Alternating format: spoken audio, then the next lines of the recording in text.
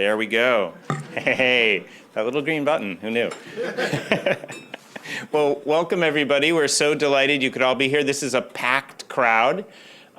Clearly, the trick to getting people to come to a tax incentive event is to weave in a pop culture reference to a punk rock song from the 80s, because the last time we ever did anything serious about tax reform was back when The Clash was a popular band. So we're going to be using that at all future Aspen events. So thank you. And also a thank you to, we're webcasting the event, so there are a lot of people who, hopefully, a lot of people who are watching live as well. We're delighted you're all here. So I'm going to speak very briefly. I'm sure you're happy to hear that. And then I'm going to turn it over to my colleague, my brilliant colleague, David Mitchell, who's going to talk about the day and the event itself and introduce Ray Suarez, who's moderating, and the panel. So we'll get to that in a second. But before we do, I wanted to do just a couple of really quick things. First, I want to thank folks. So to the Aspen team, the tech team, and the office services folks who make all these events possible, thank you so much. Also to the team at FSP. David, I'm looking around the room to embarrass them. Katie, Kiese, Gracie, who I think are both still downstairs. They did literally all the work to make this happen, from design to visioning to making it happen. So thank you guys, you did amazing, amazing work. Prudential, who provides both incredibly generous support that drives retirement and other work for us here at FSP, and also for their incredible collaborative relationship with us that provides so much more than just the finances, some of the funding which makes this work happen. They're great thought partners, and we thank them. And then last but not least, a special thanks to Ida, Ida Rademacher, sitting here in the front, whose passion and vision around inclusive financial markets and all the things we need to do to make those a reality is what gets all of us on Team FSP moving forward and doing all the great work that we're starting to do. So thank you all. Just a brief note on retirement before I turn it over to David, right? Families, as all of you in this room I think are well aware, American families are deeply, deeply concerned about whether they'll be able to survive in retirement. This week, we had fantastic new research survey data from Diane Oakley and the team at NERS. I'm sure many of you have seen it, but if you haven't, this is not a partisan issue. 89% of Republicans, 82% of Democrats are deeply concerned about their ability to cover their expenses in retirement. And if anything, as someone from Greenwald who did the survey noted, if anything, that level of concern is understated, because people, while they understand that they might not be able to save, the amounts that they typically consider to be sufficient to cover their expenses are far lower than those of us who do this for a living know that they'll actually need. So this is a huge issue for families, one that doesn't often translate into a policy debate. Also, of course, not news for those of us who've been doing this work for a long time. What often happens, and why we're having this conversation today, is when you think about retirement policy, you think the policy debate tends to focus on tax incentives, purely from a what does it do vis-a-vis the other tax issues that are in play. So it is either an important benefit to be defended, or it is a source of revenue to pay for other things. It is rarely seen as an issue that merits its own attention, that needs to be dealt with from the perspective of people's financial security, and needs to be done in a way that attacks the problem itself first, not how we're going to pay for it. And so part of what today's conversation is about is to develop hopefully a deeper understanding and a rich conversation about the role that tax incentives do play and could play in that system. So without further ado, David Mitchell will talk to you through the event and share a little bit more about our program. Thank you all for coming.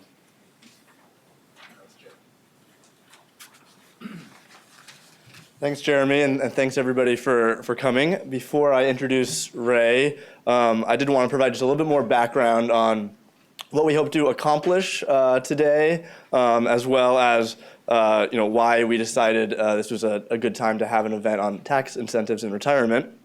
I'll start, though, with the most important information. The hashtag social media is tax incentives. That's hashtag tax incentives. So please do join the conversation on social media. And that goes for those watching on the webcast as well. We'll be taking questions at the end from both the audience here in person and online. So as many of you know, the federal government spends a lot of money each year on tax expenditures for encouraging Americans to save for retirement. The exact number depends on who you ask, but it's well over $100 billion a year. And this is the tax deferral that many of us in this room get when we put a portion of our salary into a 401k, a 403b, a defined benefit plan, or any of the other number of tax-preferred accounts. And there's, of course, a long-standing debate as to whether or not this is a good use of public resources. And that debate is centered around a few fundamental questions, which we'll be touching on here in a second. One is, under what circumstances do savings incentives actually lead to more saving? That's a pretty fundamental question. The second is the current system reaching those Americans who most need the help? The third is, what role should tax credits, like the saver's credit, or potentially a refundable tax credit play, as opposed to a tax deferral or a tax deduction? And of course, underlying all those questions are even the more fundamental ones around what role does the government have in ensuring that Americans in their old age aren't destitute, and how the government should be most efficiently raising revenue. So these are age-old questions, especially among tax and retirement wonks.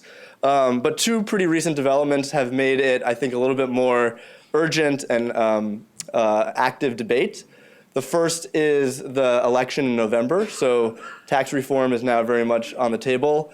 And whenever, as Jeremy mentioned, whenever Congress thinks about overhauling the tax code, they often look at restructuring or sometimes cutting retirement tax incentives.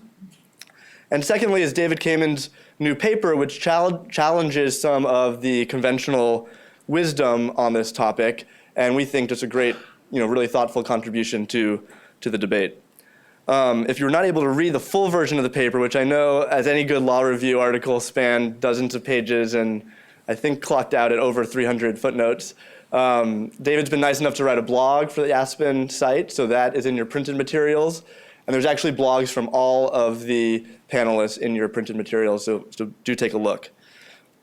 So because of these two developments, we think this is a timely event, not only to grapple with the questions of, are these incentives working and are they well targeted, but also, given the inevitable disagreement and uncertainty around those questions, the more fundamental one of what should Congress actually do. Congress can't wait for the next research paper. As we all know, they have to make decisions now. And so we're hoping that the discussion today lays out some options and some recommendations for what policymakers should do.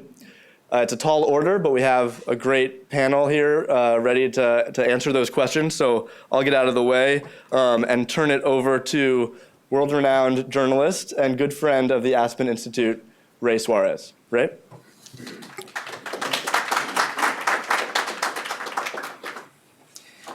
Thanks a lot, and thanks for bringing me back to Aspen. It's always a place to have good conversations, smart, rigorous, and if not always exciting, always edifying.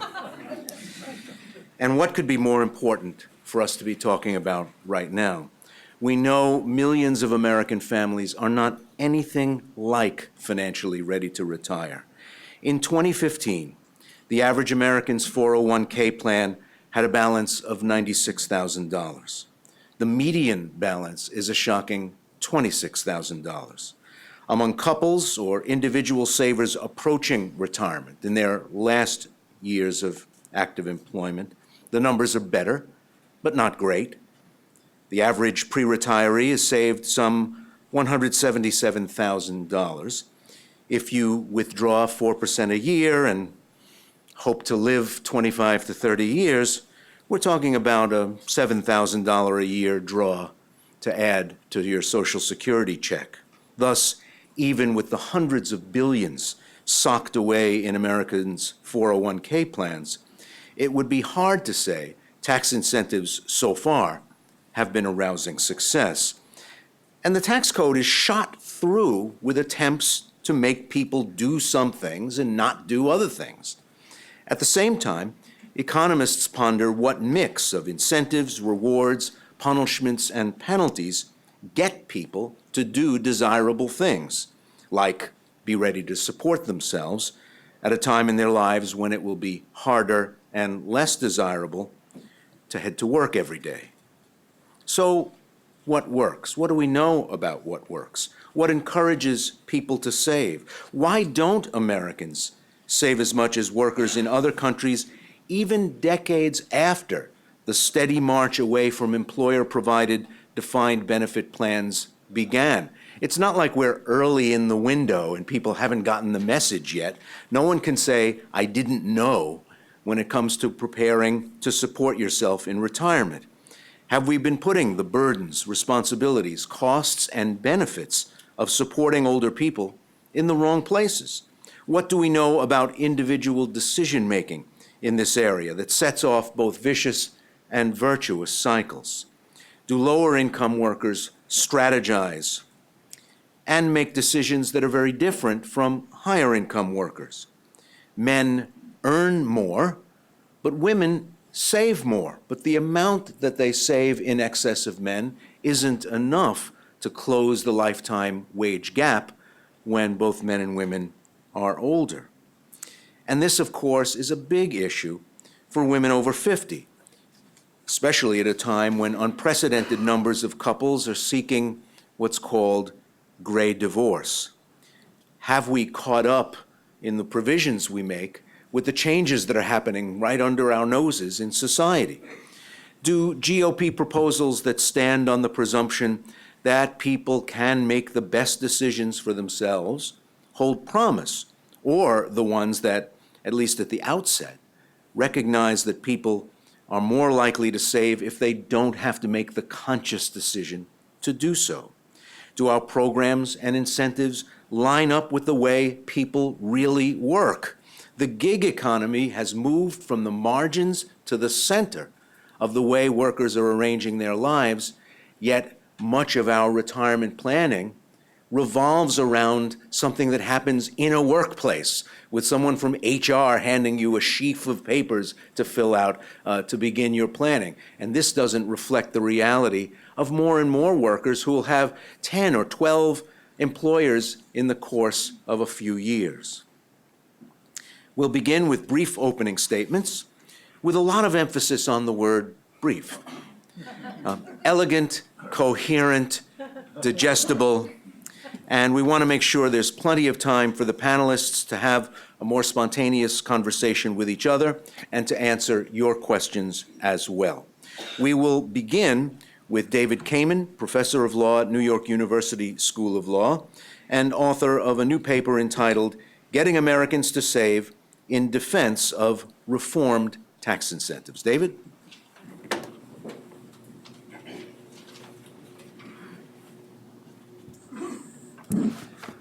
So thank you very much to the Aspen Institute for having me and for everyone here for coming to this event on this important topic.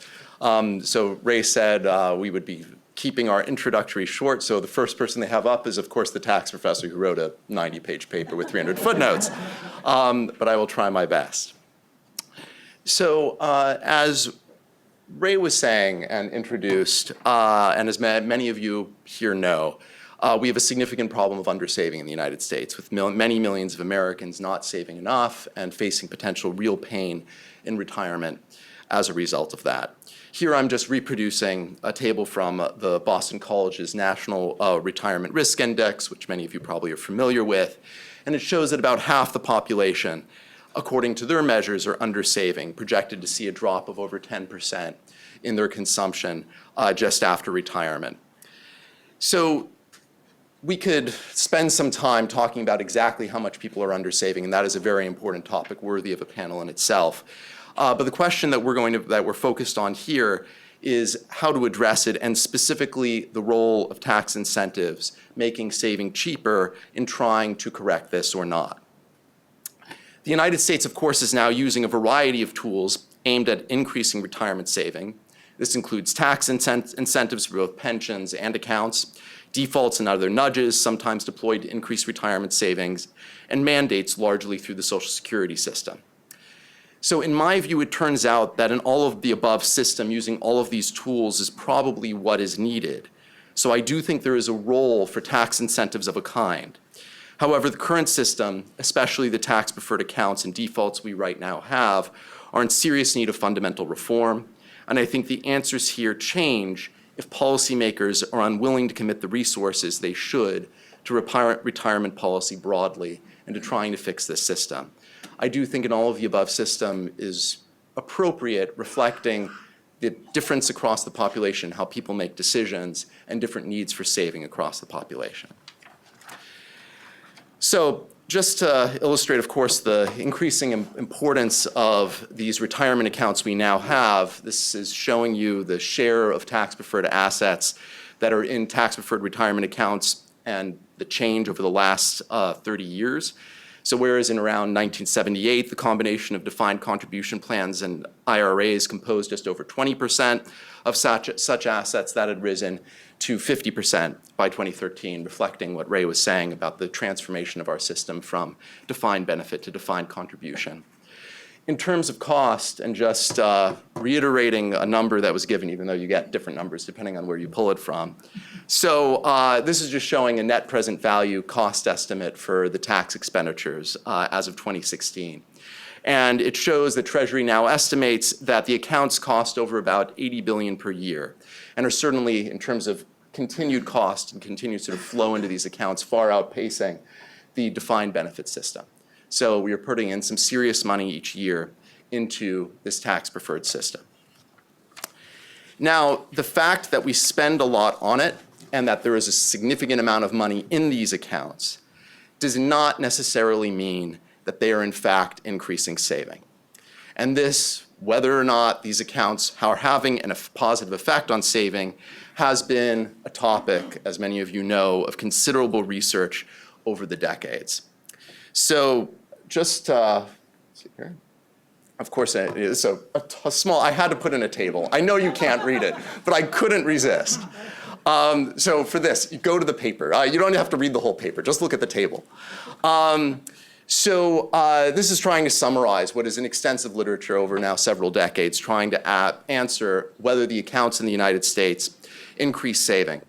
So the challenge of most of these studies that is in fact very hard to empirically identify the effects of the accounts.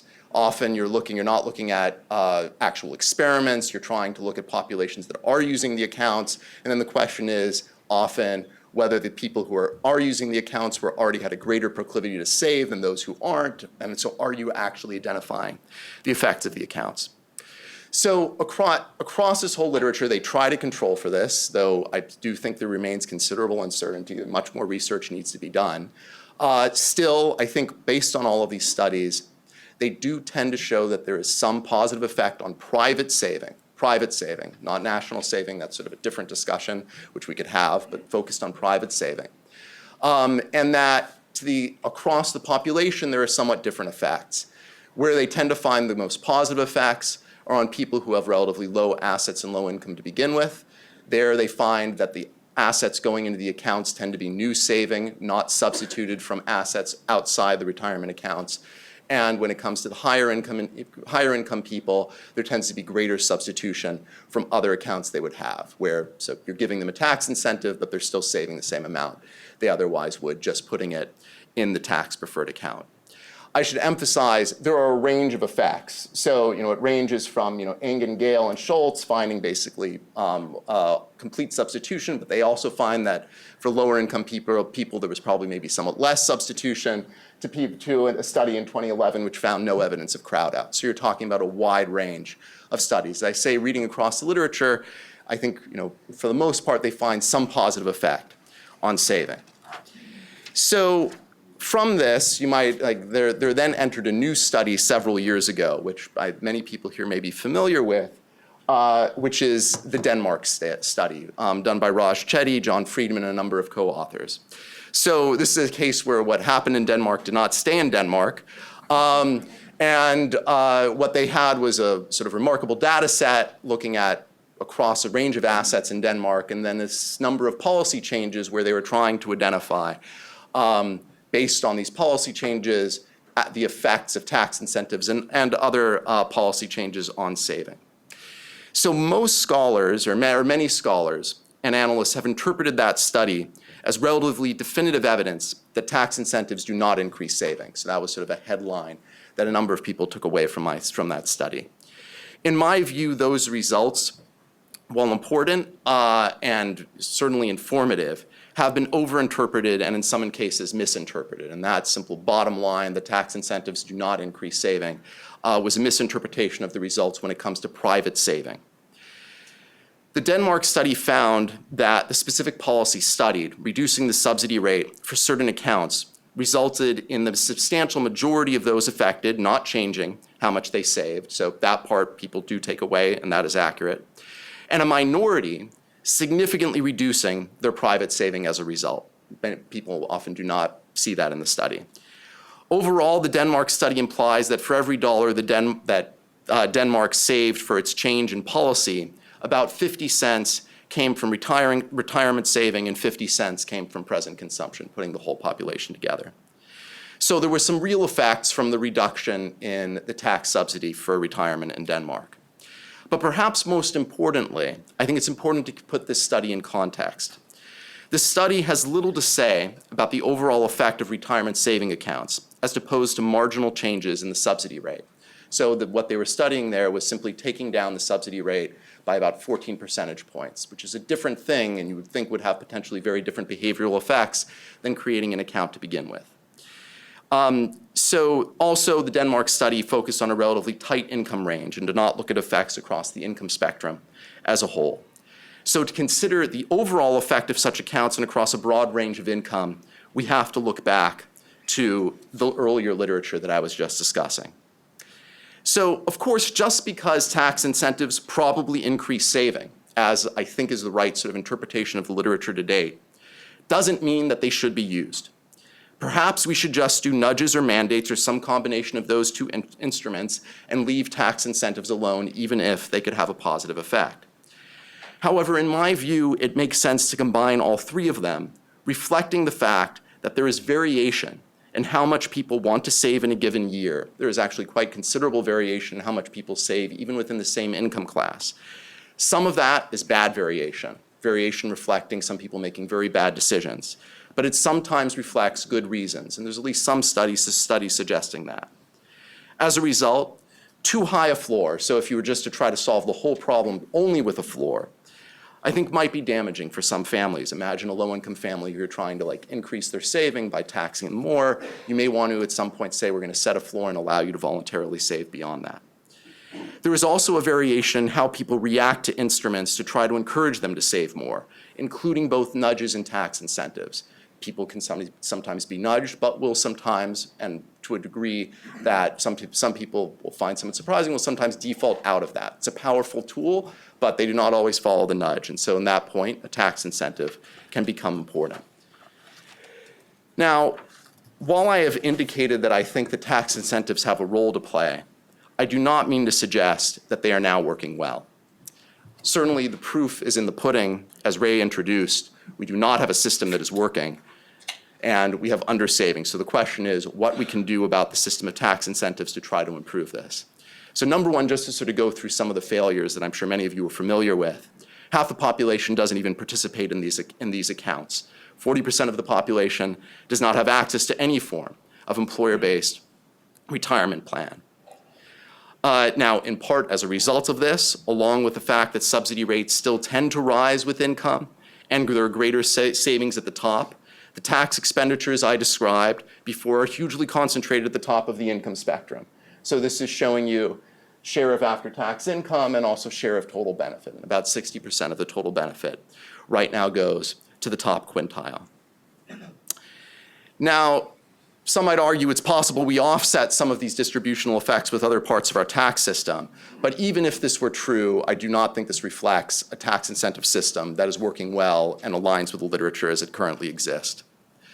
So number one, The current system redistributes towards savers from non-savers in a way that I think is probably somewhat unfair and certainly unnecessary as we get to the high part of the income distribution where these incentives aren't doing very much. Two, the current system is too gameable and allows some sophisticated taxpayers to avoid taxation on their earnings. So this is just showing you balances in some of the super duper IRAs that some people create. There is no reason whatsoever that people in a tech startup should be allowed to stuff founder stock into a Roth IRA. That is not encouraging additional savings. That is encouraging people to shield their labor earnings and super returns from their tech startup.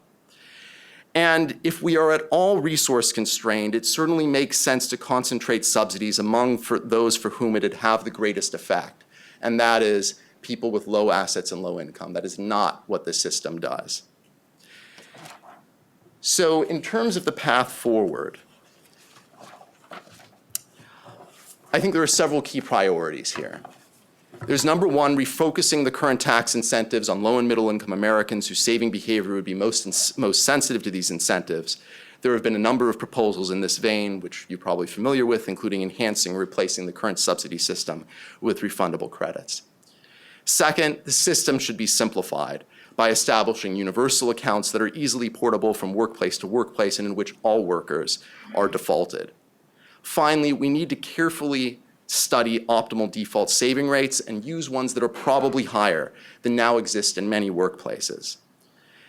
Sadly, a number of the measures that the administration and Congress are now considering go, I think, in the wrong direction relative to some of these principles.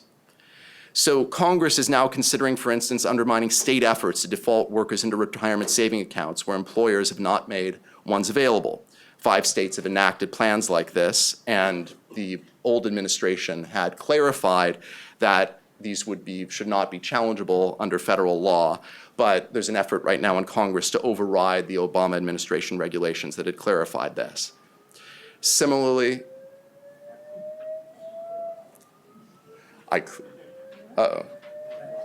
oh no.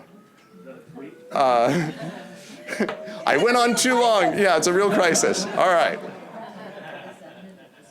I will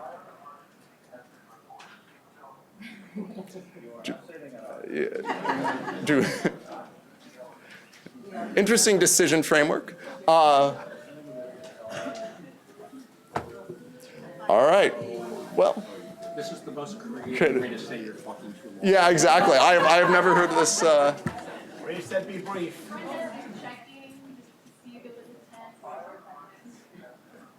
All right.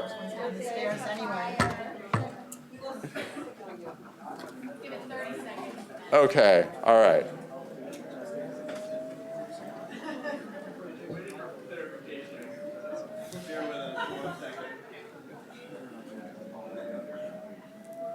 What are you going to do? Sorry about this, guys. This is not a planned event, as I'm sure you know.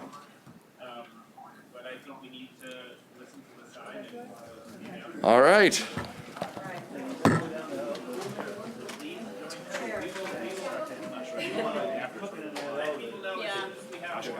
Yes.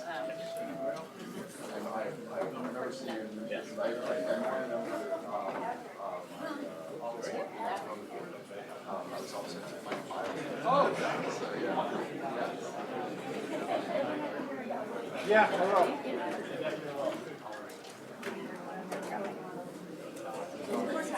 I know, I have a coat. I'm not going to look out without coat.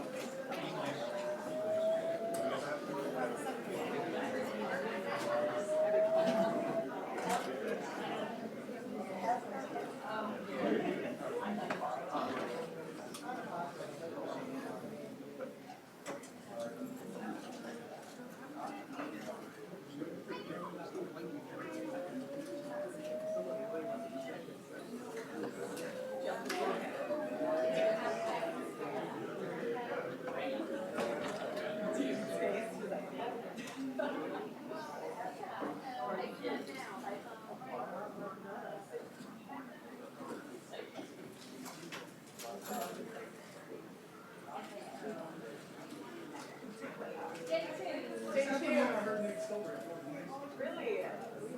That was 400. Oh, goodness, goodness.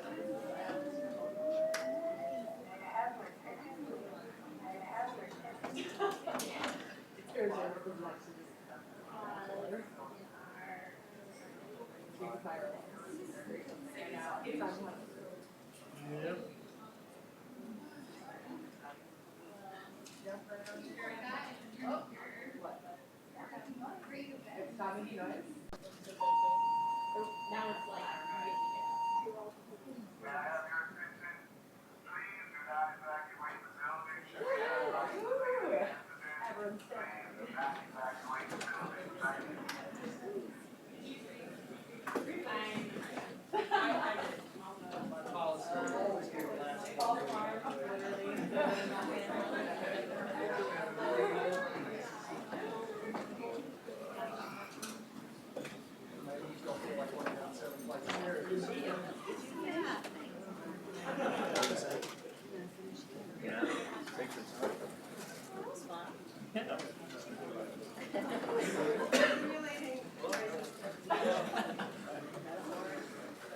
If any crown jewels are missing, you know how it was done.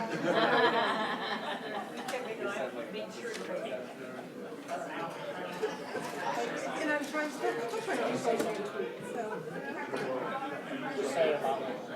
All right, sorry about the false alarm there. For those watching on the webcast, there was a fire drill, but we're now back repopulating the room, and we'll start again shortly. Yes, David's coming back. Did he make it all the way out to DuPont Circle? No, he's right there. David, come on up. Generally, we like to do things at Aspen events that we've never done before. This doesn't fit into that category. David, please. If you want to just wait for a second, but I think those people are back. Okay. Apologies, guys. I will.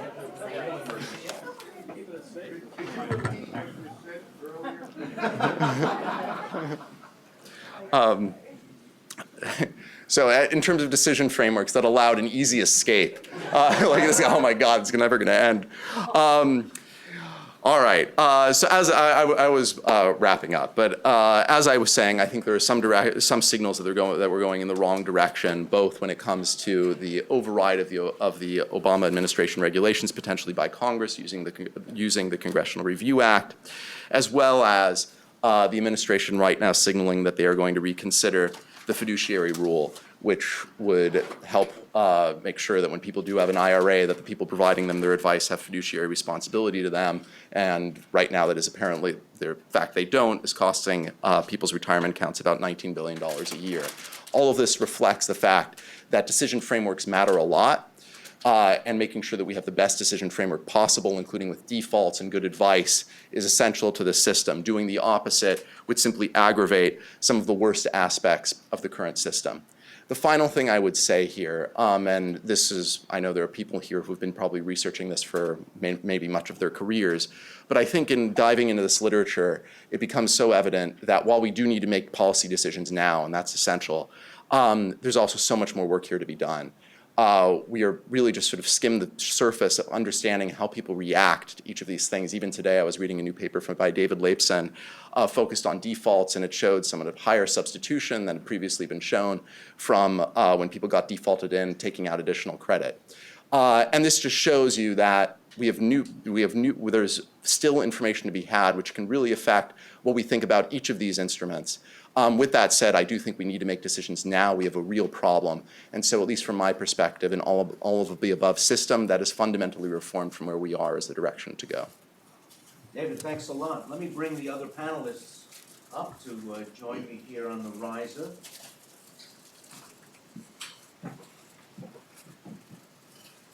They are Peter Brady, Senior Economist at the Investment Company Institute, ICI, Monique Morrissey, Economist at the Economic Policy Institute, and Catherine Collinson, President of the Transamerica Center for Retirement Studies. We'll continue with Peter Brady.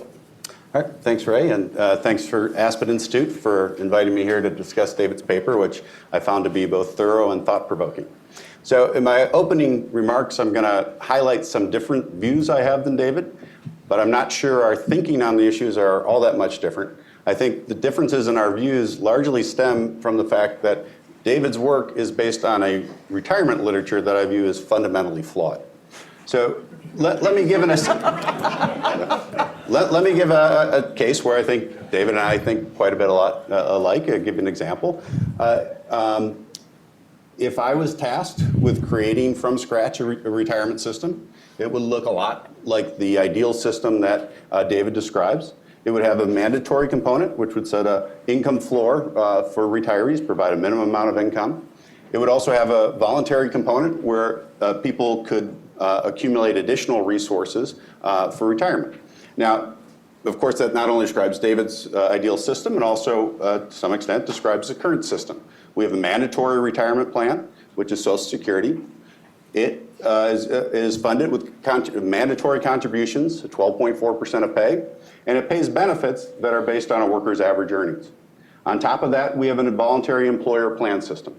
So employers can make the decision to establish a retirement plan of their choice. It can be defined benefit, it can be defined contribution, it can be funded with employer contributions, it can be funded with employee contributions. And the tax code treats all those plans the same. That is, no tax is paid by workers until they take a distribution from the plan. Okay? So the question isn't, do we need a mandatory retirement plan? The question is, does the U.S. need two? And a second mandatory component of the system would only be justified if two criteria were met. The first would be the current system isn't working, and the second would be there is no way to change the existing mandatory system to solve the problem. Okay. Now, where I part company with David is my reading of the available evidence is that, in fact, the U.S. retirement system is working well for the vast majority of workers. Okay. Here's something you may not know. Most workers have accumulated some sort of resources from employer plans by the time they hit retirement. If you look at the Federal Reserve Board's Survey Consumer Finances, 81% of working households aged 55 to 64 have either accrued benefits in a defined benefit plan, accumulated assets in a DC, a defined contribution plan, or an IRA, or both, 81%. And research that uses the Health and Retirement Study and my own research using tax return data show that these resources are not only widespread, they're substantial. So why is it that many conclude that the system is failing? I think it's primarily due to two factors. One, I think many of the studies do not properly account for the Social Security system. Social Security represents a full pension for lower wage earners, and it provides substantial resources to higher wage earners. You can't assess adequacy by looking just at the employer plan system. You need to know what retirees will get from the combination of Social Security and the employer plan system. I think the second big issue is that much of the research done on the adequacy issue is using household survey data that dramatically understates the share of workers that are covered by a plan and the amount of income that retirees get from these plans. Okay, so now to be clear, both the mandatory component of the U.S. system and the voluntary component of the system face substantial challenges, and there's certainly room for improvement. But I don't assess the system as being fundamentally broken or in need of being replaced wholesale. The other issue that I think confounds the problem is I think there's a lot of confusion around what the tax benefits of employer plans are, what the tax treatment means. In fact, I wrote a book on this. And let me just touch on one issue that I think is often misunderstood. So in my book, what I illustrate is that higher earners do indeed benefit more from employer plans. But it's not necessarily for the reasons that you might think. Higher earners do not benefit because they get more benefits for every dollar they contribute to a plan. In fact, many will often get lower benefits per dollar. They benefit more because they put more dollars in. And they put more dollars in because Social Security replaces a lower share of their earnings. It's the Social Security system that's driving the result, not the tax code. And finally, let me just say a little bit about rational people and irrational people. Low earners do not need to be irrational to explain why they have lower contribution rates. We would predict that a low earner would rationally choose to contribute less because Social Security replaces a higher percentage of their earnings. Also, you don't need to have irrational people to justify the current tax treatment. All right? The incentive isn't set up because irrational people save too little. The normal income tax system discourages savings by taxing investment returns. So allowing deferral can encourage a rational person to save more. So it doesn't require people to be irrational to want this incentive. So I'll stop there, and I look forward to the discussion. Next, Monique Morrissey, an economist with the Economic Policy Institute. Monique? Thanks, Ray. Yes, the Economic Policy Institute is a nonpartisan think tank that focuses on the needs of low and middle income workers. So my remarks are going to reflect that. But before I go ahead, I would like to say that I think on this panel, I'm the only one who thinks tax incentives, should they stay or should they go? And I'm on the go end of this, and I think I'm the only one. So I'm sort of, let's see, walking uphill here, to put it mildly. But first, I'd like to ask the audience, how many people here support tax incentives for retirement saving, either as is or with changes proposed by the Obama administration? Is it? And how many people here would support a policy of subsidizing wealth and magnifying income inequality? All right. So I'm not going to be too coy about this, but my aim today is to convince you that whenever you hear a phrase like savings incentive, you should substitute in your head the word wealth for saving and the word subsidy or tax shelter for incentive, okay? So to understand this, first, it helps to think about why government has a role in helping people save for retirement. And we've mentioned the issue of myopic behavior and irrationality, poor information, and I think that is the number one reason that people just on their own have a trouble knowing how much to save and actually fulfilling that. There are also inefficiencies, the market failures having to do with insurance. The current system of individual savings does a poor job of insuring people against financial and longevity risks, as opposed to Social Security or traditional defined benefit pensions. So there are inefficiencies in the system also. And so the government has a role there. And third, the government has a role in redistributing income. And there's generally support for redistributing income in the retirement arena because it's viewed as less distortionary. It has less of a disincentive effect for work because there's a general consensus that there's less work capacity in old age. Excuse me. And so, so we also have a tendency to have a progressive redistribution system in retirement, at least in Social Security, not with these tax incentives. So those are the reasons that we think that government should have a role. And there is a small part of this that has to do with what economists call externalities. So we also have an incentive in having other people do pretty well in retirement. It saves on public good, supports on safety net programs in old age. Also, we feel better about it if we don't have to walk by elderly people who are in deep poverty. Honestly, I don't mean to be glib about these things. These are very important. But generally speaking, it's not a problem of externalities. And my main point today is that the reason that tax incentives for retirement savings don't work is that these tax incentives work very well, or incentives work very well, when the problem is one of externalities. They don't work very well when the problem is one of people behaving irrationally in the first place, okay? And they especially don't work very well when there's very little, when there's not much responsiveness to the incentive.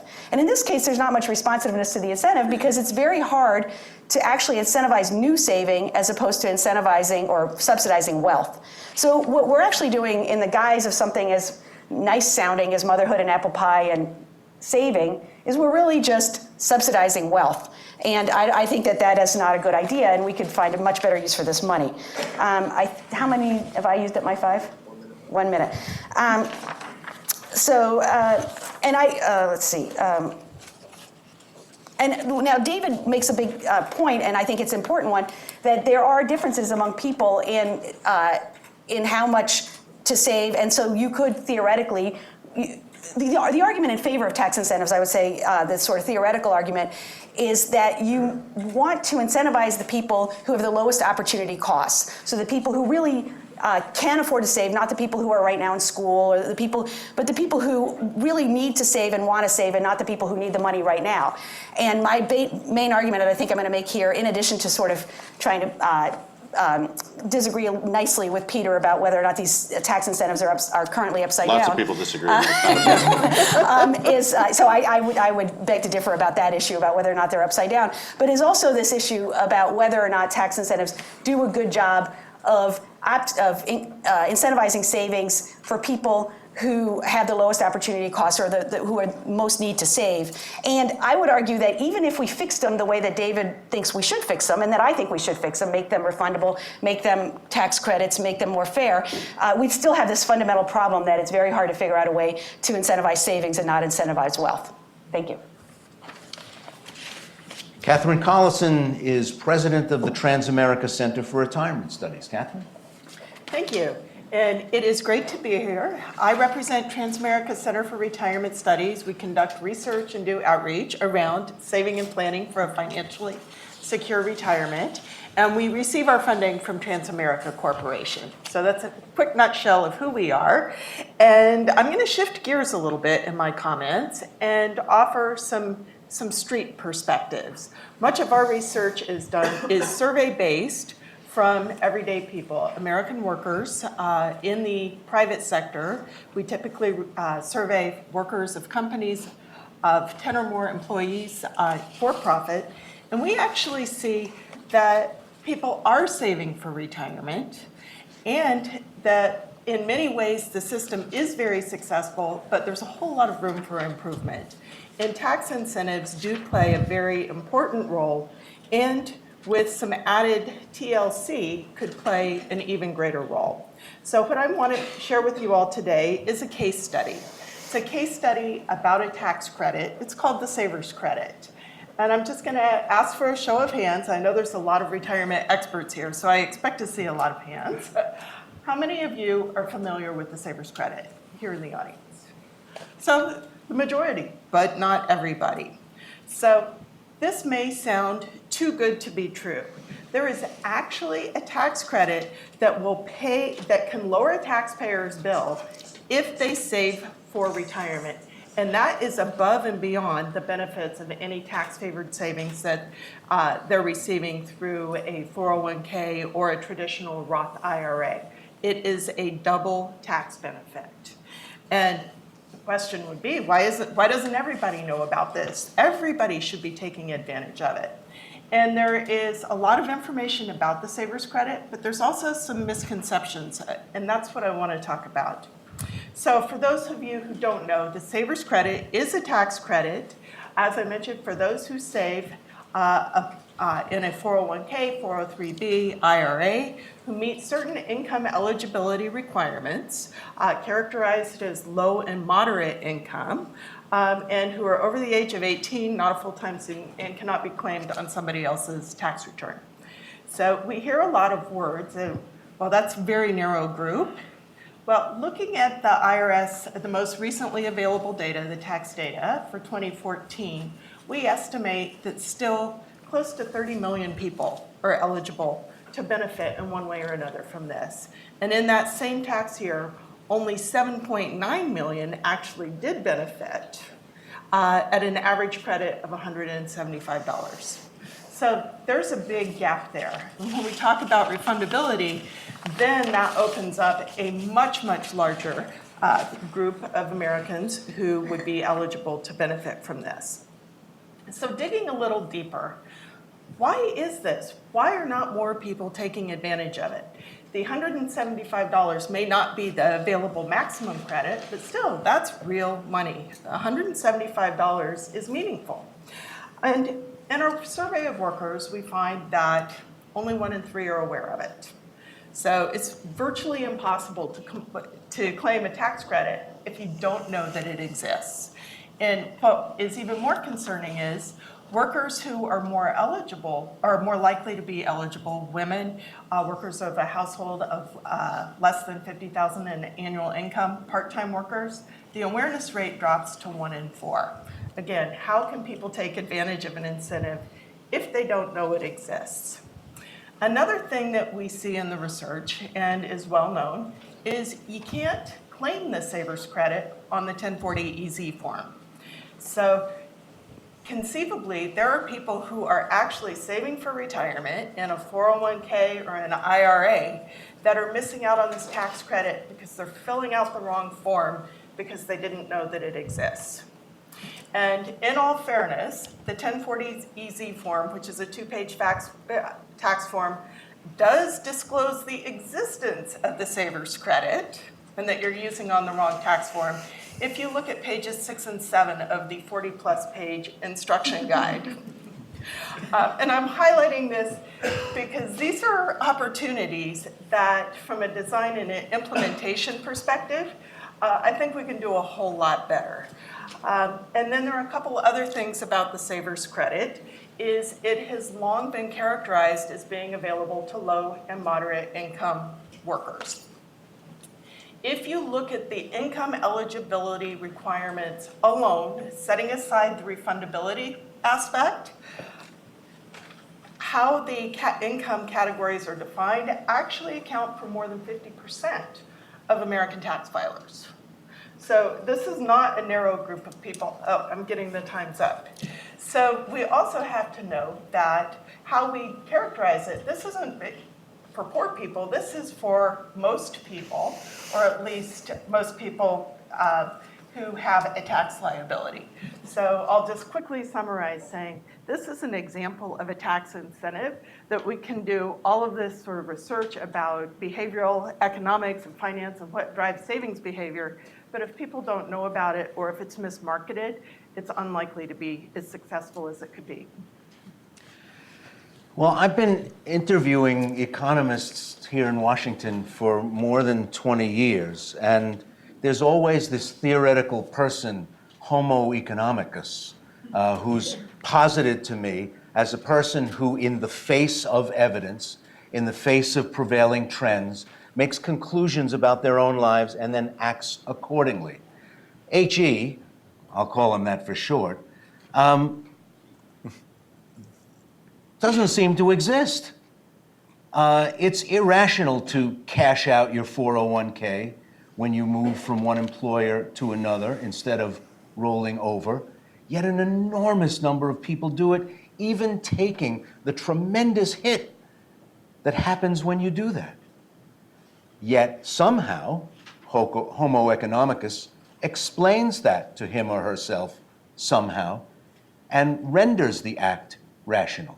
There are millions of people, as we say, who don't save at all, but at a time of low wage growth, the way that we've got the whole thing set up would seem to create incentives that are even more dire for those people who will face really straitened circumstances at retirement time. If they're not living in $800,000 houses that they can sell off in their 70s. They're not people who have other kinds of assets that they can leverage in retirement. And yet, what have tax incentives done to change behavior? Is there anything that we can point to that has successfully made people respond in a way that the people who drafted the legislation would have them respond? Any examples? Yeah, so I actually do. I mean, I think there are a good number of examples where incentives do actually change behavior, sometimes for good and sometimes for bad. For instance, when it comes to the EITC, there's been evidence that it actually does increase work participation among especially low-income Americans. When we get to, incentives around the health exclusion, probably causes people to consume more health care. So we can actually, incentives do matter. With that said, but in the area of preparation for retirement. So then there, when it comes to retirement, I actually think the evidence does. So number one, people do use the accounts, right? So there are a set of people who do use the accounts. Now, they may not be saving more. That's the big question. But they do use the accounts, knowing that it gives them some benefit. Whether they know the exact benefit, probably not, but they know it's somehow a good deal. And then it comes to sort of that set of research that I was describing, which then asks, is it really new saving for them? And I think that sort of my reading of what's out there is that there's at least some evidence that at least for some parts of that population is new saving, and it's just probably especially for people who had relatively low assets. Is there any way to know? Is it you're assuming that's the case. No, I'm not assuming. It was actually, these were empirical studies that were trying to control for various parts of various differences between the population that used the accounts and those that didn't. It's not perfect research. Because you actually sort of need an actual experimental design in order to really measure it. But that was an empirical attempt to measure the effects of the accounts. Peter? Well, I think there's lots of evidence of these incentives working. What's the evidence? The incentive for an employer to offer a plan is that their employees value it. Why would they value it? Well, they value it because if they're looking to save for retirement, they're going to value money through a tax-deferred plan rather than just pure cash wages. So that sets up the incentive for employers to offer the plan because employees like it. And there's evidence. I'm looking at tax data. I just have a paper. It's on the NTA website using tax data, looking at workers. Take workers in 1999 and follow them through when they claim Social Security later in life, follow them through 2010. The vast majority of these people have resources from employer plans. And it's throughout the income distribution. And at the middle, it's on par. At the top, it's actually greater than their Social Security benefits at the top of the income distribution. In the middle, it's actually very similar. At the low end, it's less. And it's part of the way the system is designed. But we have a system. Why do we set up the system? Deferral has been around since the start of the tax code. And when we implemented Social Security, there are tax laws that allow these plans to be integrated with Social Security. So we've designed it from the beginning to supplement Social Security. And when you look at the data, not the household survey data, there are issues with the household survey data, but in data on what people have accumulated right before retirement, the Health and Retirement Study is the best data. Gusman, Steinmeier, and Tabatabai have written several papers on this. There's lots of these resources. And what I'm finding in the tax data is we're seeing a lot of income. It's just not being picked up in the household survey data. So I think there's considerable evidence. It's developed this whole system. And a lot of things that people like about automatic enrollment and all these things developed because of the incentives embedded in the system. Automatic enrollment wasn't developed by academics or the government. It was invented by McDonald's in 1984. They had the first automatic enrollment plan because of the incentives in the system. They wanted to get more people participating. So I think the system, what we've got from the tax incentives is the employer-based system. Now, obviously, if you have different opinions how well it's working. You posited earlier on that people like it. Employees like it. And, I'll take that at face value, that employees like it. But I would also want to see some evidence that it's harder for employers who don't offer the plans to find new workers than it is for employers who do. Whether at a time of high persistent unemployment, like the one we just lived through, whether we could actually see a market effect in choice among employees, that they would steer clear of employers who don't offer such plans in favor of those who do. I'm not sure that evidence is there.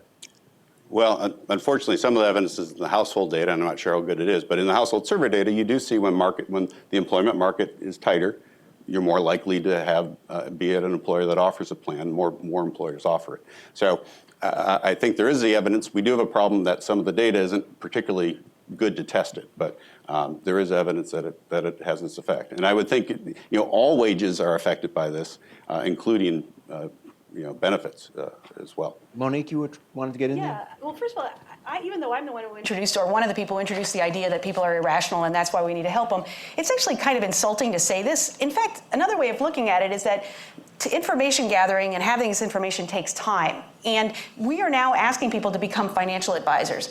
And we don't have the same, people go see doctors to get advice because it's understood that there's a specialty in medicals. We don't say people, ideally everyone should just, be their own doctor and then only go to see the doctor if they have to operate on themselves, something like that.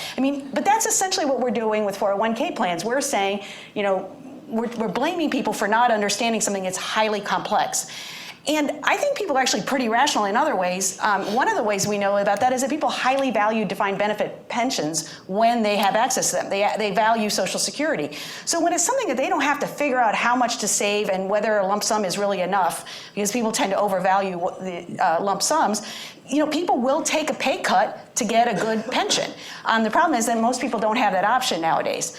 And there's also a sort of a twist to this too, which is that the people who are told they're behaving irrationally for not saving in these plans, I sometimes think they're actually behaving quite rationally, and those are lower income people.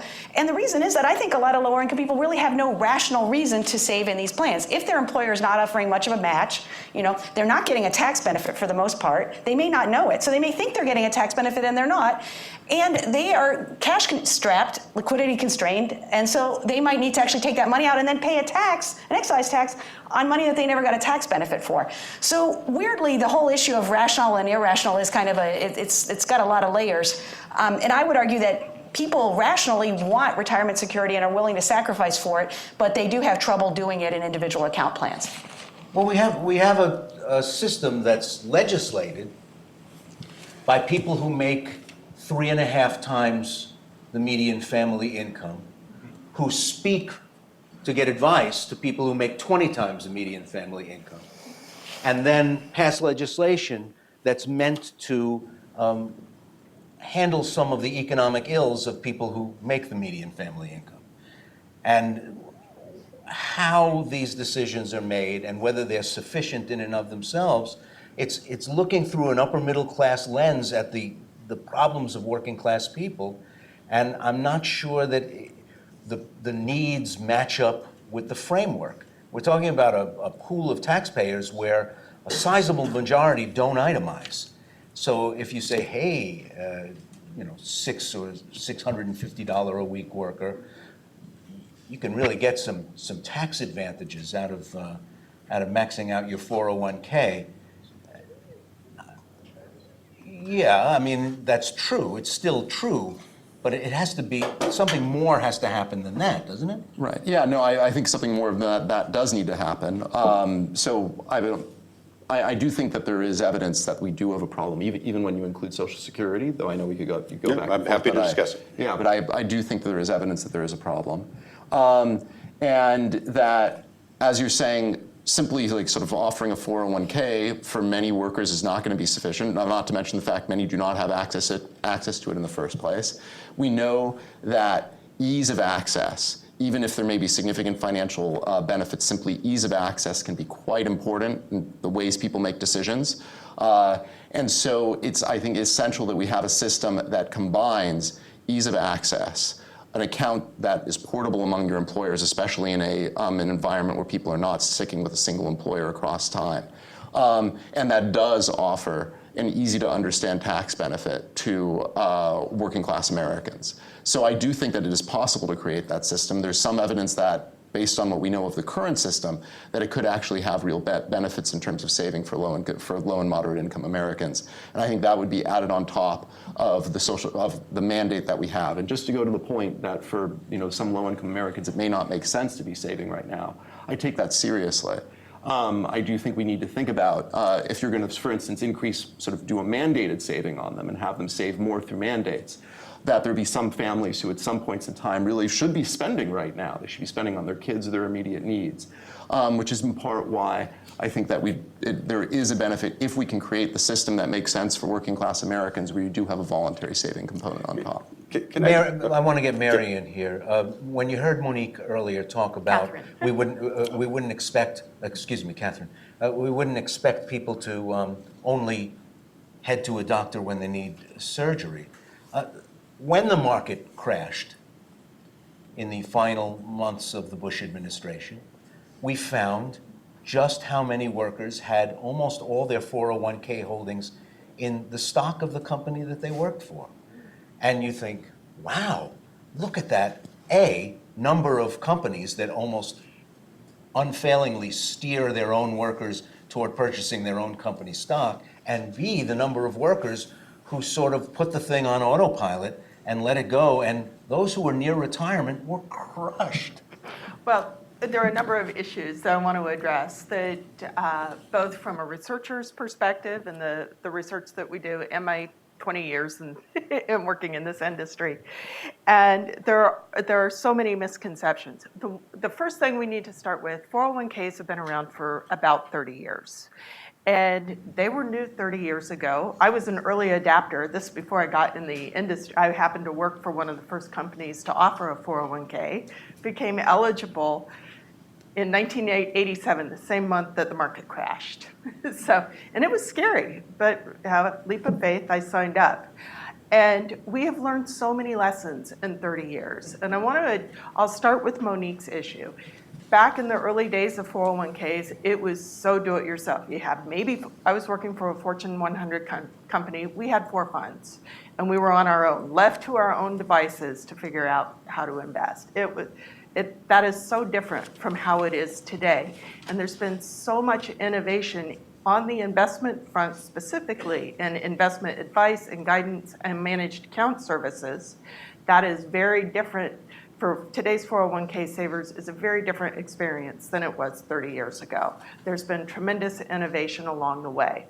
That said, and you mentioned the point, and this is a big frontier begging for innovation, is when the market crashed, or we had this very steep decline in 2009, and there were people who were entering retirement or recently retired, and even if the greatest investment advisor said, here's where you need to be, they saw steep declines in their account balances. And that speaks to an area which isn't fully understood yet, the experts are on it, called sequencing risk. And if you're investing in equities over the course of your lifetime, the growth of your savings in many ways is dependent on luck, when you were born and when you're ready to retire. And that's an area that really needs to be visited and addressed. I also want to go back to the subject of leakage, because we talk about it and it can be so damaging to the system and to people's savings. And when we talk about leakage, we talk about cash outs, we talk about loans, we talk about hardship withdrawals. People save, then something happens, there's an intervening circumstance, and that money comes out of their accounts and out of the system. And it negatively affects their own individual and family's retirement, but it also doesn't bode well from a macroeconomic perspective. There are things that we've learned about leakage. And one is the mention of cash outs. People behave irrationally, they change jobs, they cash out their accounts. That's not entirely the case. We see that more people are rational than irrational. Plan sponsors still have the ability to automatically cash out balances under $5,000, and unless the individual intervenes and is very proactive about moving their account. And those are low account balances. It requires a lot of effort to find a new home for that account and a lot of paperwork. That's an area where we can address the system to help close that gap. The other thing that we see that is very, frankly, heartbreaking to me as a researcher and somebody who's so focused on this is hardship withdrawals. And there are statutory requirements for taking a hardship withdrawal. And people who are in a financial situation where they need to take money out in a hurry, it could be to pay for their child's medical expense, a catastrophic expense, and they're dinged not only with taxes, which is understandable if it's tax-deferred savings, then they pay a 10% penalty if they're under 59.5. It's almost like they're being punished for hitting hard times, some sort of serious event. So how would you address that particular structural problem? I would revisit the statutory requirements. And the 10% was meant to be, more than anything, a deterrent for people taking early withdrawals, is to be more forgiving of that. If it's tax-deferred savings and the money's coming out, then income tax is income tax. But it doesn't make sense to penalize somebody 10% if they have a cataclysmic circumstances like a medical expense, they've lost their job and they're on the brink of losing their home, or is there something that could be more effective? Because that 10% is going to come out of their retirement savings, which puts them an even further step backward in terms of their overall retirement security. You were going to say? Well, I think there's a couple issues. One, on the rollovers, what the research suggests is that most of the money is rolled over. There are a lot of very small accounts which are cashed out. So most of the money and a lot of the people. And when you look at who is cashing out, and then you try to figure out, well, why did they cash out? There's John Sablehouse and some co-authors have some nice research where what they show is that things like divorce, things like loss of a job, and other things have a great effect on who is cashing out and who isn't. So I think one of this issue about homo economicus is that a lot of people are looking at behavior that doesn't square with perhaps rules of thumb that experts have developed, but actually are very consistent with economic thought. Right? Liquidity constraints and other things. Another thing is if you look at a life cycle model, there should be a life cycle to savings. Right? Earnings tend to go up over time, then they flatten out. People are starting a family, are setting up a household. There are other things to it. the model would predict a rational person would not necessarily be focused on retirement at age 20. And yet often people point to 20-year-olds not putting in 15% of their pay as irrational behavior, where a real economic model was just, no, that's not irrational. Now, I'm not, if someone is, that may be rational. I'm not saying it, I don't have a firm belief, but there is a distinction between what a lot of people believe would be rational economic behavior and what an actual economic model would predict. If we, and I want to start going to questions momentarily, but I'd like to hear from you on all of this and then start going to questions. If we stripped away all of the tax consequences of saving behavior, positive, negative, just swept it all away and said to people, look, save for your retirement, have at it. Would what people saved look very different 5 years from now, 10 years from now, 20 years from now, if those incentives and penalties didn't exist? Wouldn't we have rich people who saved an awful lot of money and a lot of less than rich people who didn't save much, just the way we have today? I don't think so. So first of all, at the high end, look, particularly if you're looking at income sources, look, fact of the matter is the high income get a lot of income. And it really isn't from pensions. Okay, if you want to look at where it is, you can look at where it is. It's not coming from pensions. The people who get pensions is actually sort of the broad middle, all right, and which in this county, this town goes up to 95th percentile, but it's not the very wealthy. It's the 40th percentile to the 95th percentile, which is solidly middle class by any definition in Washington. So these are working people with wages and are putting it away. So the system does have a trade-off. We limit how much people can put in here. So there's going to be some people who want to save more than that. They do not get an incentive from the system. There's going to be some. Well, they can save more than that. They just don't get a tax boost. No, what I'm saying is there's no marginal incentive. They're going to save more than they could possibly put in, right? I don't know how big that group is, but there's some people. There's other people who only get an incentive because they otherwise wouldn't save, so they have a higher rate of return and they have an incentive. And then there's people in the middle we're unsure about.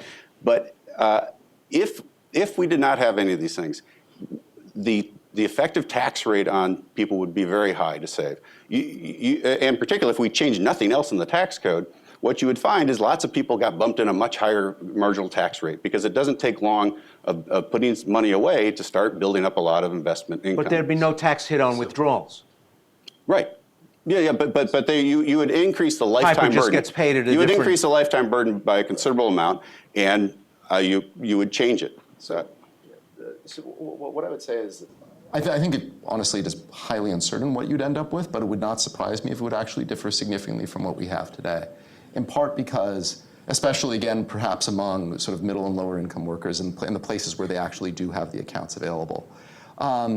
So it's important to recognize that these incentives are not just about incentives. They create a decision structure where you have the accounts available, the employer says, in the places where it's easy to access, the employer says they've got these accounts available. There are also some non-discrimination rules, which means they have some incentive to get people to try to participate.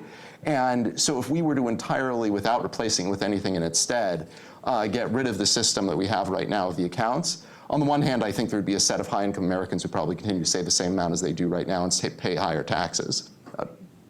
Given my own predilections, I'd be fine with that. But I also think that simply saying we should just throw the baby out with the bathwater does not recognize the fact that I think that this decision framework, and whether it's the tax incentive itself or the actual decision framework that gets created in these firms where people do have access to these accounts, you could actually get some pretty significant changes in the way people save. Well, first of all, I think it's important to recognize how much money we're currently spending on these things and what that money could be spent on otherwise. So it's not that this comes without a cost. So you mentioned it's about $68,000, I think, that's the present value cost of these tax incentives. That's more than the budgets of all but 2 federal agencies. Okay, so this is not chump change. And about 2/3 to 3/4 of that goes to the top quintile, depending on your measure. And we all have, you've heard us get into the weeds about the details of how these things could be made better. And I've sat usually in the audience and panel after panel after panel, and there's usually quite a consensus that the saver's tax credit needs to be refundable, it needs to be expanded. Among many people also would agree with one of David's colleagues, Lily Batchelder, that everything should be a refundable tax credit, not just a saver's credit. So we can all theoretically agree on this, and yet it doesn't happen, right? Obama tried this, it didn't go anywhere. And I'd like to put out there why this is that this never happens, why we can talk and talk and talk about why we need to fix these things and it never happens. And the Tax Policy Center had a paper called Flattening Tax Incentives for Retirement Savings. And they have a table that actually addresses exactly the question that Ray asked, which is what was the amount lost if you eliminated 401k tax preferences? Who would lose? And I futzed with the numbers because the numbers are about the people who actually take up the tax preference, but I took the averages for all people in quintiles. And basically it comes down to the average person, whether or not they use 401ks, in the top quintile would lose about $500,000 in their lifetime. Okay, this is not my estimates, but it's tax policy.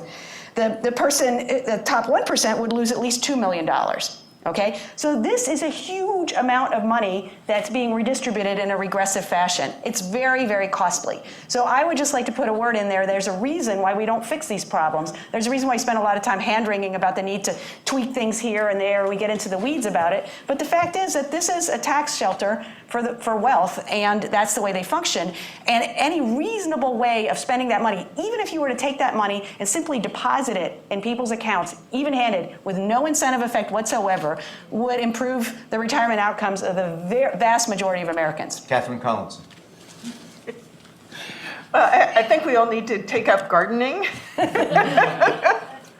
And that I hear the point about getting in the weeds, but until we have a garden, and I there thought are so it was many, because we wouldn't be able to afford there are groceries so many, in retirement. so many opportunities that we can address things, and I am very hard pressed to believe that without tax incentives, such as being able to defer income or save on a after-tax basis with the build-up or a saver's credit, that we worry about savings now. I think that in the absence of that incentive, the situation would be that much worse. It is an incentive to save. There are programs built around it. It pulls people into the system. But we've also talked about, and it came up, the inclusivity so much is anchored around workplace savings that is an area that needs to be addressed. And it was David who opened up, was talking about it. It's been since the 1980s since we've seen some really major reform. I would argue that it's been 2001 and 2006 with EGTRA and the Pension Protection Act. It is still a decade, and it's time for some refurbishment and modernization. We see things that are working, we see things that are not working, but what we don't see is forward action in making things better. There are mobile microphones and a hand over here. Let's get the wireless over to this gentleman. Can I make just a tax point? Because I'm a tax... While the mic is making its way over. This is just a pure tax, I'm a tax economist.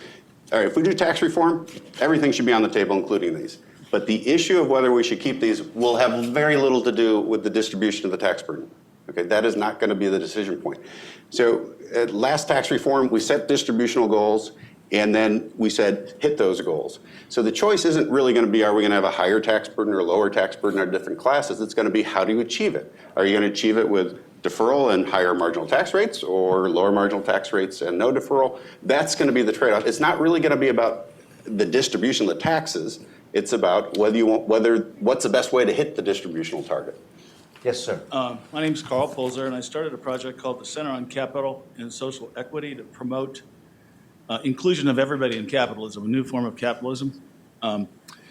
Now, when we're talking about individual accounts, which was the way the country's going, I think there's some need for paternalism, four different areas. One is everybody needs to be put in an account when they get a Social Security card. So if we're going to use the 401k IRA system, get everybody in. Number two, any tax subsidy should be progressive, not regressive. It should be flipped over. So the poor people need to get more, and the rich people need to get less. Number three, yes, they do, there's a problem of leakage. I think it's entirely rational for poor people, and I discussed this in a paper I did for the Society of Actuaries, to seize the money that they need for immediate needs, because, as Monique said, the wolf's at the door. It's rational for you to save your kid or to pay for your house versus save for retirement. The way to deal with that is you have to segregate part of the account where they can't touch it. And part of it could be a savings account. And where to set that at 50%, or you could say that whatever the government puts in, you can't touch. The other stuff, you don't get penalized, you just use it as a savings account. And the last place also Monique mentioned was annuitization. You can't just look at an amount of money in Social Security and an amount of money in a 401k and say they're equal in terms of pulling the money out, because there's a tremendous amount of risk selection in the private sector model, and annuitization could be improved for You're people. throwing a lot especially- out there, let's get some All right. reactions. Sorry about that, too many things. Yeah, initial reaction is that I agree, actually. I think with a lot of that, or maybe even all of it. And just to emphasize 2 points off of that. First, when it comes to the question of like how you're using your saving, we don't have just a problem when it comes to retirement saving. We have a problem when it comes to saving, which can be tremendously helpful to families, not just in retirement, but when they face real needs. I think there's actually some work, and it sounds like you've been doing some of this work. I know there's another paper out there on optimal liquidity. I think there's some real work to be done in trying to be sure when it comes to voluntary saving that we have part of it for retirement that does get sort of where you do have real penalties for trying to withdraw to try to make sure that people have enough resources when they get to retirement. But that actually does make sense that people have saving that may still get encouraged by the government that can be available for other needs that they really do have. Yeah, and I think there's many reasons for savings. Precautionary savings is important. And at the low income, they just don't have enough money to split among multiple accounts. So it makes a lot of sense to have an account. And by the way, I should say everything I'm saying here today are my views and not those of our members. This has nothing to do with, we don't even discuss this issue. But personally, if you want low income to save, you can't ask them to split their money in multiple accounts. And the other point about the 10% penalty, it actually is not really necessary from a tax perspective. There's no advantage to putting money in and taking it out. One of the beauties of deferral is the benefits grow over time. You only get tax benefits if you keep it in there a while. So the 10% penalty is not to make up for some tax bonus these people are getting. It's literally a paternalistic view that they shouldn't be touching it. So I think it certainly could be revisited. Well, I also agree, that these issues, like the issue of annuitization and risk, is very important. And that's why, even though this is a longer conversation, but I'm not as against tax incentives for providing traditional pensions or something closer to a traditional pension. So there's a big movement towards something that was more like a hybrid between a traditional pension and a 401k. I don't think a lot of the conversation has been about the danger of asking low-income people or cash-strapped people to oversave. I actually think that's less of a problem. If we could ask people to save more in the form of Social Security, I'm actually in favor of gradually increasing the payroll tax rate, for example. I think if it's something that actually fundamentally helps them, I mean, yes, some people would oversave, but I think that's a minor problem compared to other things. But my point was simply that, unbeknownst to most low-income people, they're actually not getting a tax benefit. They're not getting a tax benefit from saving these accounts at all, and they have a lot of other problems. So that was my main point. Yes. I realize I'm talking to a panel of experts rather than politicos, but I see that two of you are for reform. One of you, Peter, is for status quo, and Monique would like to repeal and replace.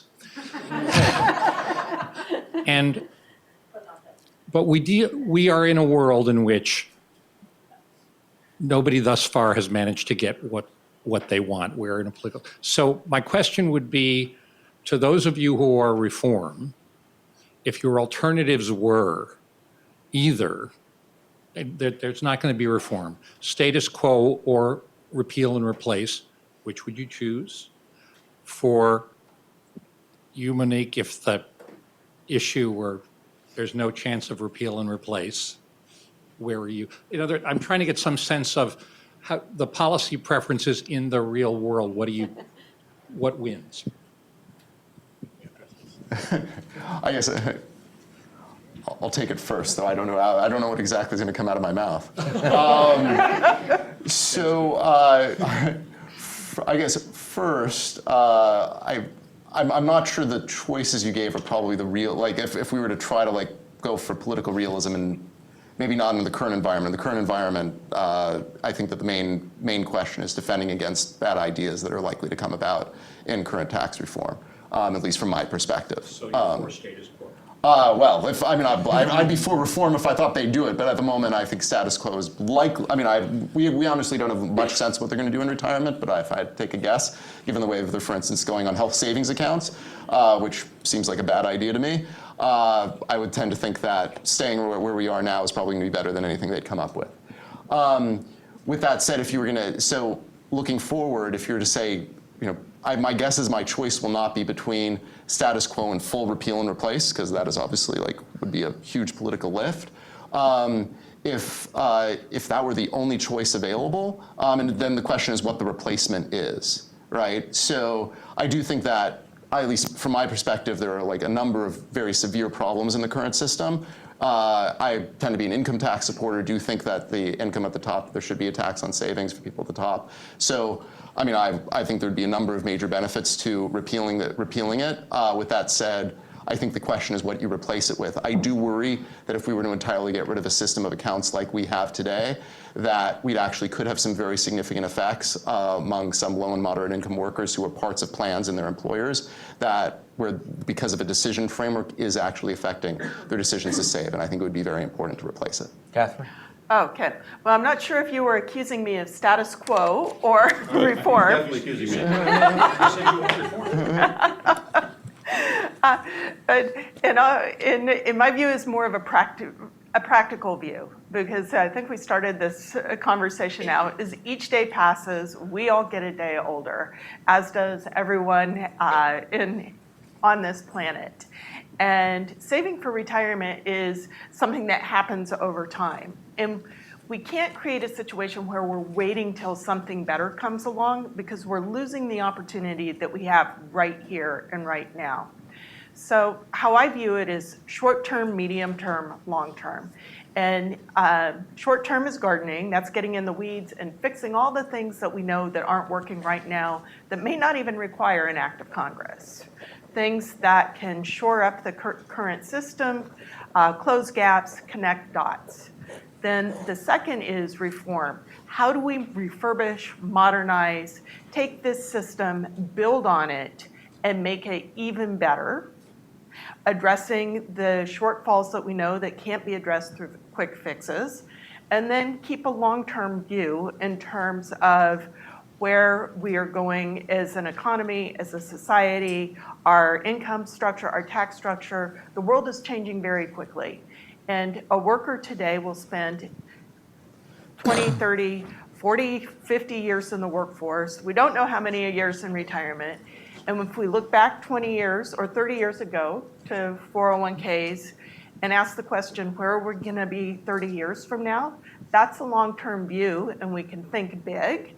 But we need to continually grow and update along the way. To repeal and replace would likely terrify millions of Americans who would just stop saving altogether. And my last thing that I want to say is when we talk about the retirement, because the vernacular, this retirement system is broken, the retirement system is a failure. We hear that all the time. We see it in the news. We see it in the headlines. That cannot inspire.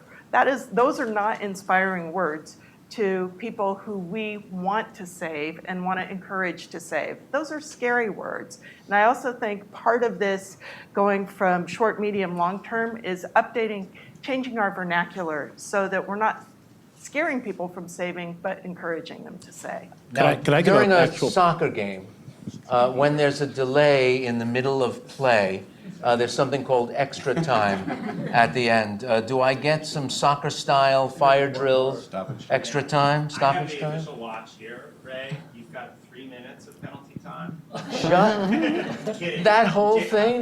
That took 3 minutes? Jason, I'm kidding. Okay. Jason, you get last question, and then you guys will have time for closing thoughts. How about that? So since I get the last question, I'll actually give you a real reform that you can decide whether it's a good idea or not, to try to square the circle, not try to fix everything at once, but I'm hearing some conversions amongst all of your discussions.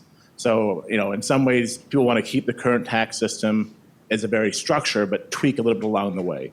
What if we keep the general structure of deferral, but allow for those that are in the 10% or 50% marginal bracket to have their contributions be a credit or a refundable credit. For everyone above, they get the deduction. So now you're giving lower income people a bigger bang for the buck for savings. And we do auto enrollment. You are singing to the choir of making the Savers Credit refundable, expanding the Savers Credit so that it truly benefits the income demographics that have been targeted associated with it, and making it refundable and easing up on the requirements that they can't be a full-time student or claimed as a dependent on another's tax return can really help simplify the credit so that when we talk about it, that those who think they're eligible actually are eligible and benefit from it, and promote it so that people know about it. Monique, pushing benefits down the wage scale? Sound good to you? Yeah, I mean, and I didn't get to answer that last one about the, would I accept reform? And I think we all agree on reasonable reform. The question is there a political will for it? And Jason's my favorite conservative think tanker, and I totally agree with that. But I also would argue that there's a reason why we can all agree and nothing's going to happen, and is that there's too much money. And that the only way that this is not just about retirement savings, but all tax incentives, they exceed the domestic discretionary budget. It's a huge amount of money. And right now we're talking about cutting Medicaid, we're talking about cutting all kinds of things that are really going to hurt people. And the only way, I think it's the Democrats' job, frankly, to say there is a choice here. And if you're going to go after one thing or another, then go after something that's not very effective. But if the choice is really, should we reform or not, I mean, there's no doubt. And I think probably all of us would agree. Okay, I'm going to recommend, Jason, you look at my book, and let me just make a few points. The idea that people in the 10 and 15% bracket don't get a tax benefit is just simply wrong. Okay, all right, so if their rates are the same, they get slightly less. So if everyone's rates stay the same throughout their life, they get slightly less. It's not as big as you would think, because it's much more complicated than a deduction or an exclusion. Deferral is more complicated. But what simulations show, and also what looking at tax data show, is that lower income people are actually more likely to go to a lower tax bracket. And that increases the benefit of deferral by quite a bit. So this idea that low income people don't get a tax incentive or don't get tax benefits from this is just simply wrong. They get higher as a credit. So well, okay, you can go to a credit. Now, I will just say one issue with the credit, because I'm a tax economist, is complexity. Okay, so what a credit does, what credits do is they incentivize contributions. They don't incentivize deferral. Okay, so you can put money in and take it out right away. And so what you have to do, if you put these in, is you now have to have a system where you have to police that, right? Because I'm assuming we don't want people just churning and getting the credit. And that provides a lot of complexity to the IRS and to a lot of other places. You have to now track contributions and track things much more closely than you do now. I'm not saying it's not a good idea, but that is one of the side effects of doing this. Deferral is kind of nice. There's no benefit to putting money in and taking out. There's no tax benefit. It only is there for if you keep it in. And so you don't really have to police that. Put this in, we're going to have to build policing for that. And it's going to be more complex. Auto enrollment, I think there are plenty of incentives for employers to adopt it, and they have. I think the people who haven't adopted yet may have very good reasons. Okay, if you're making, look, you may not think there's much penalty, but if I'm raising a family and trying to build a home and I don't make much money and you start garnishing my wages, I mean, yes, they can opt out, but I think many employers may have a reason why they don't want to do this to their workforce. So I think that, so on the proposal you put on the table, I think it would be an improvement over where we are today. I do think that that there's more significant fundamental change would make the system better than that. But in terms of like an incremental improvement, I think it goes in the right direction. With that said, and there's something I may pick up on in my final thoughts, I think we do, and echoing what was said before, we need to look at this comprehensively. And both across the full fiscal system. And so if that reform is coming into place at the same time as you're getting significant cuts to Social Security, certainly in terms of retirement security, you may be moving in the wrong direction. And so I think it's essential that as we think about these reforms, we do, as was being said, think about it comprehensively. But if that was all that was done, there was you're just sort of increasing the refundable credit and also having a default, where I actually think that it does make sense to change the defaults in a number of situations where people don't have them. I think that would be an improvement from where we are. David Kamen, Peter Brady, Monique Morrissey, and Catherine Collinson. Say thanks. And Ray Suarez, thank you. So thank you all for coming. I would just note, well, one, I would apologize for the fact that we had a fire drill in the middle. And I promise the conspiratorially minded of you in the crowd that despite the fact that we had a bunch of economists talking about incentives, that wasn't a real world test of the should I stay or should I go question. So thank you all.